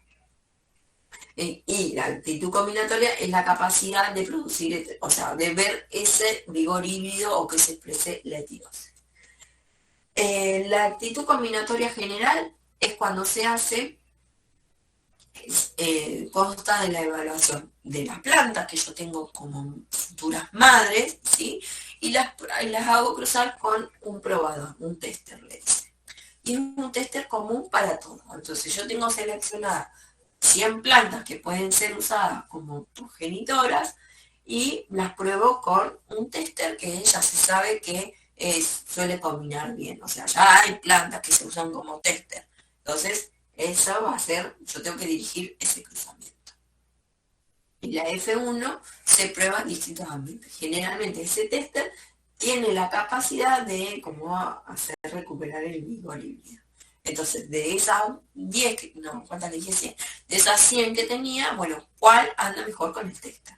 Ya que ande mejor con el tester me da un indicio que responde bien al vigor híbrido, ¿sí? Entonces, es como una preprueba, ¿sí?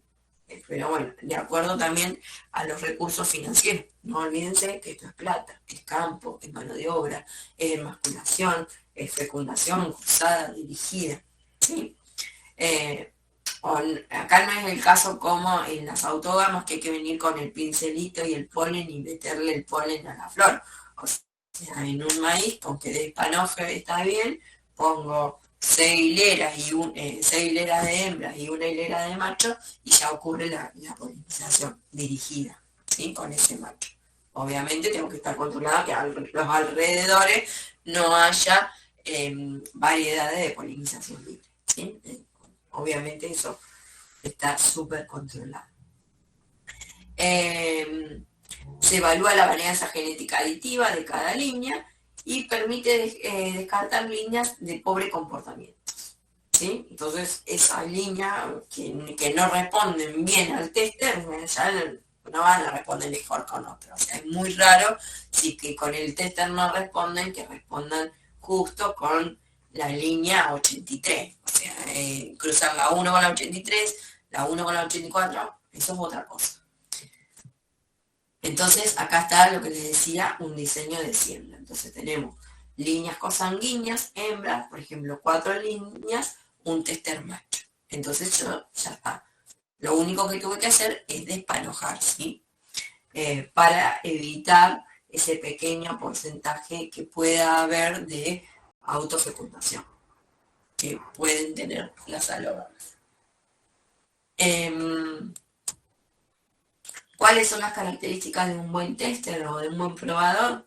Generalmente una variedad de polinización libre con una amplia base genética, o sea, que pueda combinar bien, ¿sí? No es una línea endocriada. Un tester no es una línea endocriada, ¿sí? Eso también es otra cosa que tiene que quedar clara.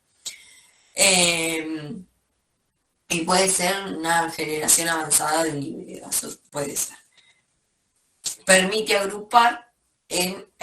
si yo uso varios testers, puedo clasificar, bueno, este grupo heterótico reacciona bien con este tester, bueno, me permite hacer como grandes clasificaciones, hacer una actitud combinatoria general.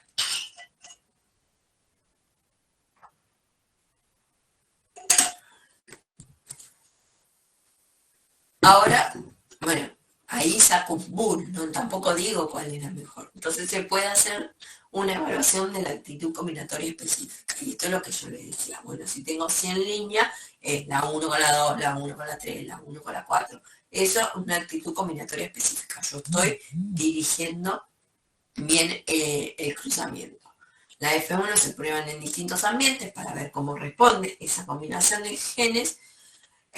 Y aquí, en lo que está más que lo aditivo, en el del tester, cuando usábamos un tester, se evaluaba la genética de la aditividad, la varianza genética aditiva, ¿sí? Porque tenía que ver con esos genes del tester que estaban de polinización libre, cómo se combinaban con la que estaba en homocigosis. Bueno, acá al contrario, acá son dos homocigotas, o sea, son dos líneas puras, que estoy en una aptitud combinatoria específica. Entonces, acá lo que se evalúa es la dominancia, qué alelo va a dominar sobre el otro, ¿sí? Porque los dos están en homocigosis, ¿sí? Permite cuantificar la heterosis de distintas cruzas y las mejores cruzas van a ser los futuros híbridos experimentales, ¿sí? Es como que este es el paso final. Bueno, puedo hacer el tester, yo ahí no sabría decirle si siempre se hace el tester, ¿sí? Pero no va a salir una semilla mejorada de solamente una aptitud combinatoria general, ¿sí? Generalmente hoy ya todas las, por eso los híbridos son tan caros, hacer esta aptitud combinatoria específica da mucho trabajo y por eso el híbrido simple es tan caro. Entonces, ¿cómo puedo? Yo lo que les decía, el programa de mejoramiento, ¿a dónde va? Va a las líneas puras. Lo que yo estoy mejorando es a las plantas madres. Es lo único que estoy mejorando. No estoy mejorando a la descendencia. Entonces, ¿cómo le puedo meter como cosas nuevas a una línea mejorada? Bueno, una es la retrocruza, otra vez lo mismo, la mejora convergente y la selección recurrente simple o recíproca.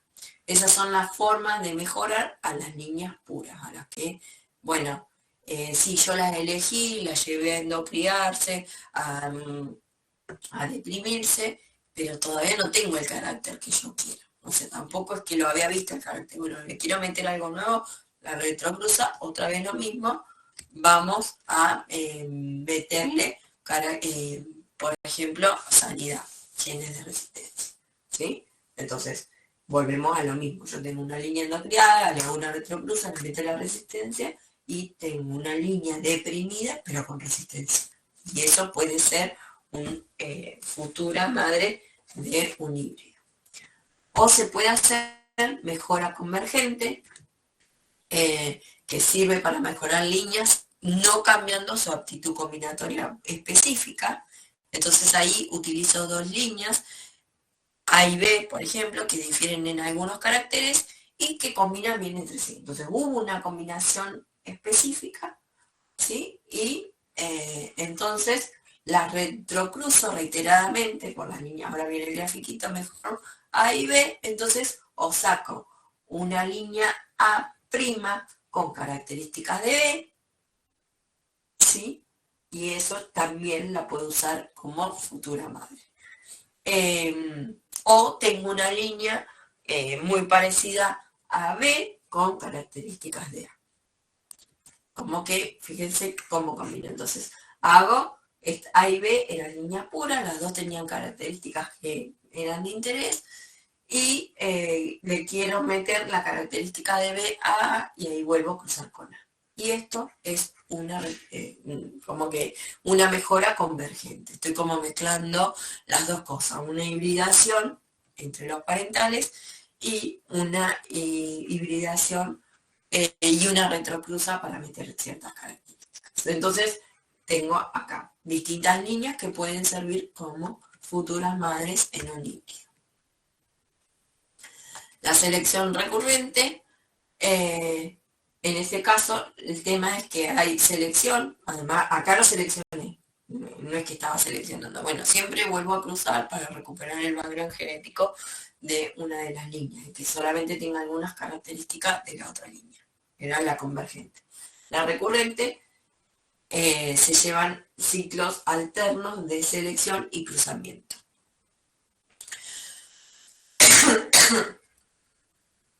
Bueno, a ver, el gráfico mejor, es más fácil verlo con el gráfico. Entonces, ¿qué significa que haya ciclos de, como decía, ciclos alternantes de selección y cruzamiento? Es, bueno, yo tengo primero plantas que son de polinización libre, que son las del primer año, como se ven ahí. Bueno, las selecciono y de esa selección dejo que se autofecunden, ¿sí? Que se depriman, digamos. Las paso a las... Esto es más difícil, o yo ya estoy cansado. Estas plantas son de polinización libre.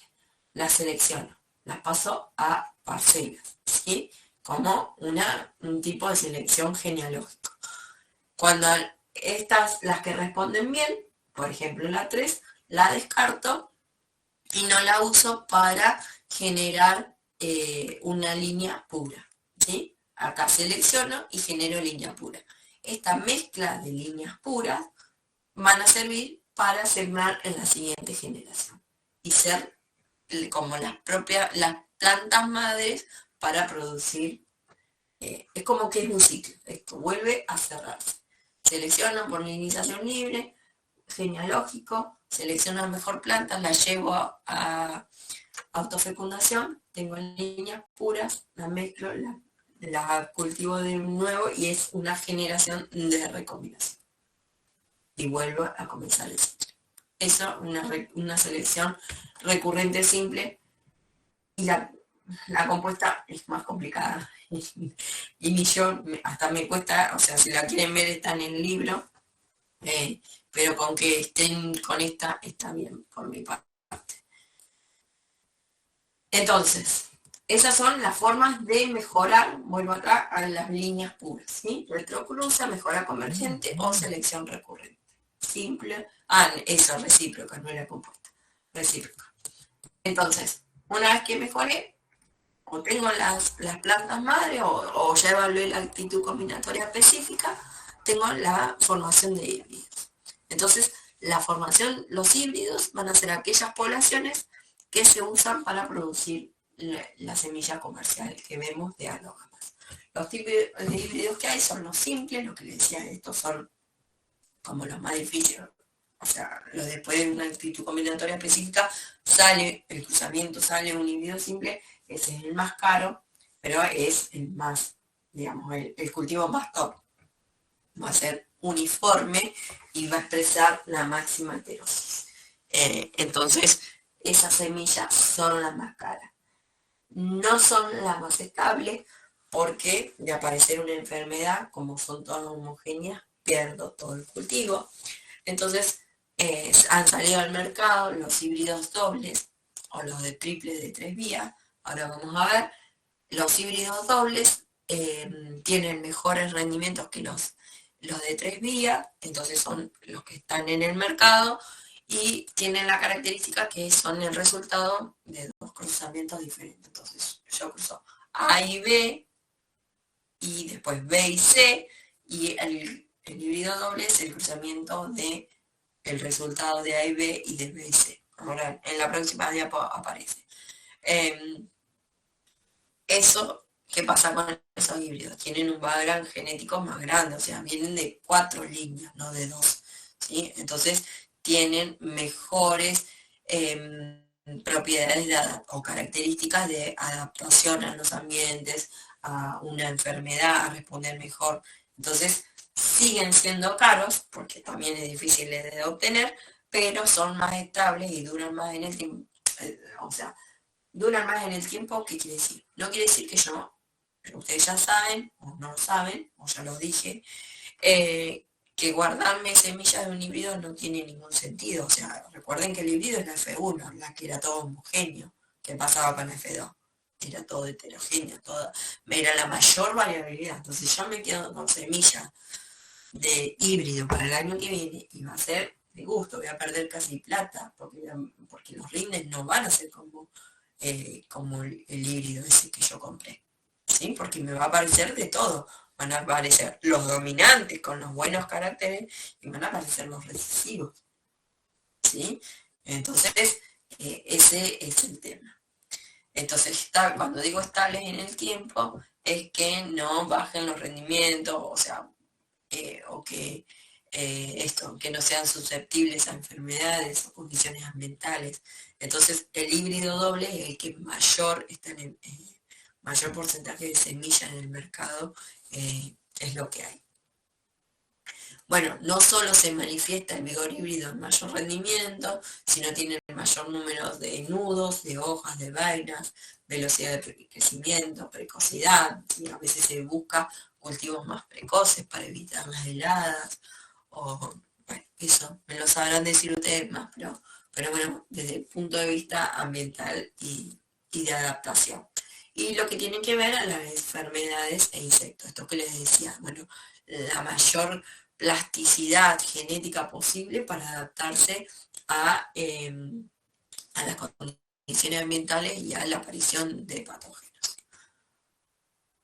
Se puede predecir el rendimiento, ¿sí? Entonces si yo voy a tener un híbrido simple, un híbrido doble, un híbrido triple, cómo se hace el rendimiento, y eso es a partir de realizar las cruzas simples entre, o sea, se puede estimar el rendimiento de los híbridos dobles y de los híbridos triples, de triple o de 3 vías,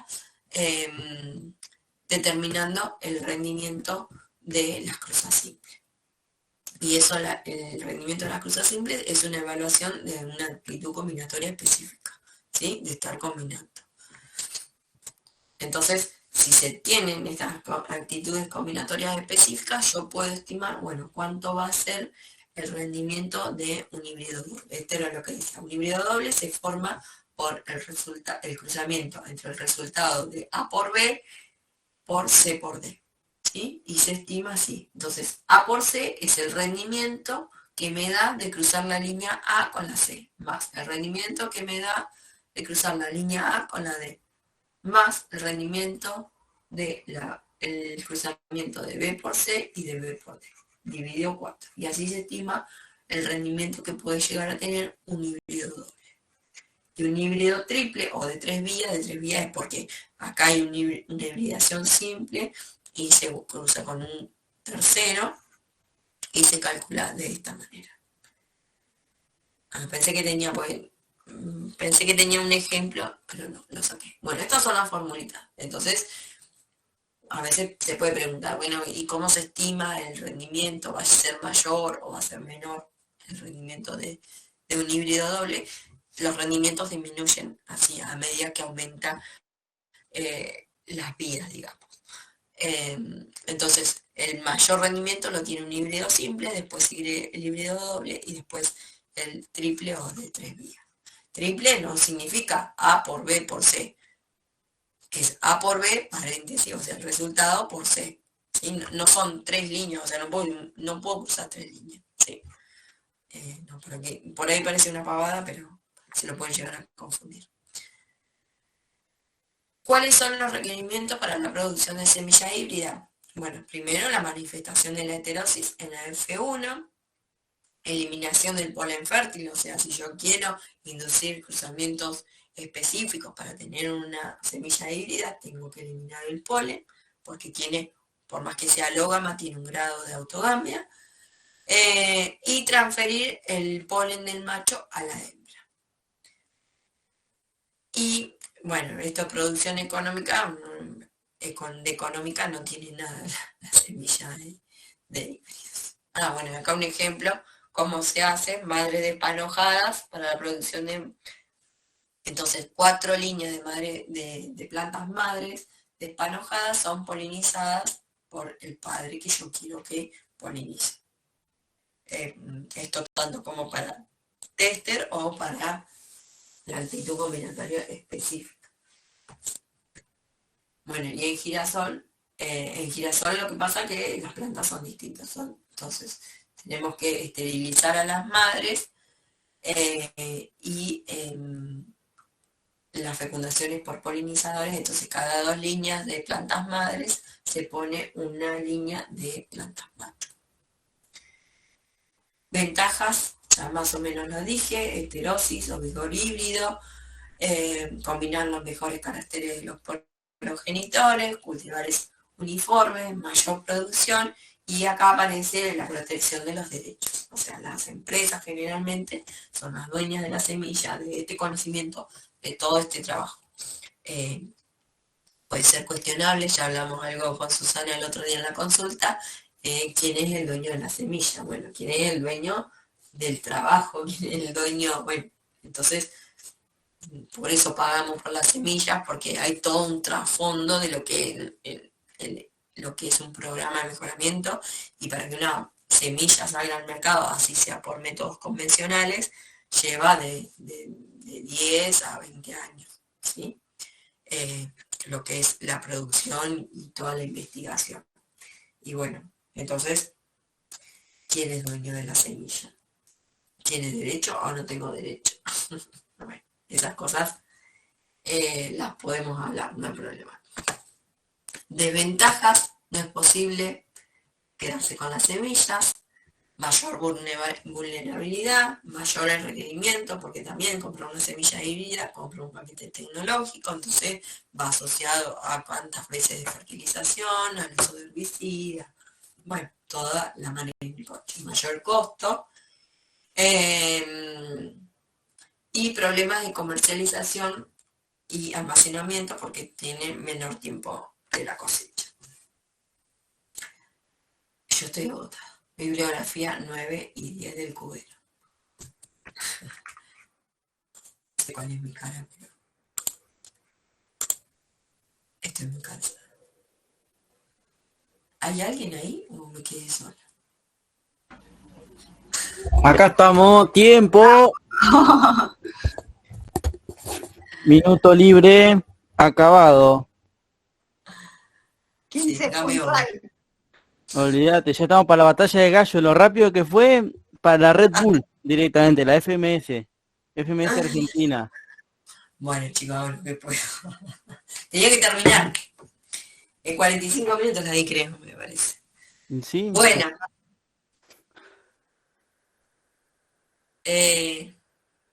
Los dejo. No sé. Consulta podemos hacer, si quieren, me piden consulta. Si no se entendió algo, vayan al libro, les va a ayudar. Y bueno, no sé qué decirles, no tengo mucho más para decir. Yo por mi parte no, profe. Le sugiero muy rápido. un tecito con limón. Un tecito con limón, le sugiero.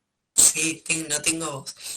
Es verdad, me voy a tomar eso, tenés razón. Ahora me tomo un tecito con miel y limón. O jengibre. También. Ese está bueno. Sí, con jengibre. Se me terminó el jengibre, estaba medio choto. Bueno. Hay que ponerlo en el freezer, eso aprendí hace poco. ¿En el freezer? Claro, pones el rizoma en el freezer y se te conserva perfecto. Total, lo vas a rallar o algo para hacer el té. Sí, pues se me estropea, se me queda. Sí, en la heladera se echa a perder. En el freezer está perfecto, por lo menos más tiempo. Bueno, me voy a tomar un tecito con limón, porque no tengo voz. Ustedes a estudiar. Sí. Bueno, pero los que estaban de mejoramiento, los que van a rendir, ¿se entendió o no se entendió nada? ¿O fue un balazo en la cabeza? No, sí. Bueno, nos vemos el miércoles que viene, con la última teoría. ¿Profe? Bueno, nos vemos, profe. ¿El examen a qué hora es el miércoles? Porque yo creo que tenía 14:30 el horario. Sí, yo tengo que terminar la teoría antes de 14:30. Claro. Bueno, listo, gracias. No, bueno, sí, yo tengo que terminar la teoría 14:30, sí. Y hay 14:30 del examen. Bueno, no sé, se presentan todos anotados ya, Martina, Susana y... Yo todavía estoy en duda. Yo me tengo que anotar. Martín no se anotó todavía. Mira, yo soy la única que tomé la decisión, hace como 10 días me anoté. Bueno, ahora te tenés que presentar. Pará, y hoy me escribió porque tiene el mismo apellido, Smith, ¿o no? Sí, es hermano de Gabriel. Y él Y también me Gabriel- dijo que se quería presentar, ¿o no? Pero no sé si en esta mesa. Él la está preparando, pero me parece que no para esta mesa. Ah, bueno. Y se fue recién. Ah, bueno, eso no sabía yo quién era, pero bueno, sí. Son hermanos. Son hermanos. Y yo soy una la madre esposa e de hija, Gabriel. ¿qué hacen? ¿Una carrera de familia? Y sí, somos muy acá. Siempre de a pares. No vale estudiar en familia. Ginela es la esposa de Gaby. Claro. Ahí tenés otra. ¿Cómo? Somos los tres familias. Ah, pará. ¿Cómo es? Gabriel es mi esposo. Sí. Y hermano ¿También de es Franco. Ah, Somos hermanos y cuñados.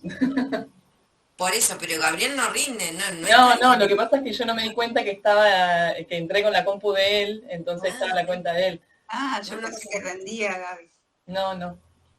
Ah, bueno, por eso. Y Son acá familia tenemos de- el tema de la consanguinidad, ¿viste? Lo tenemos bien. Te van a deprimir, ¿eh? Ah, bueno. Bueno.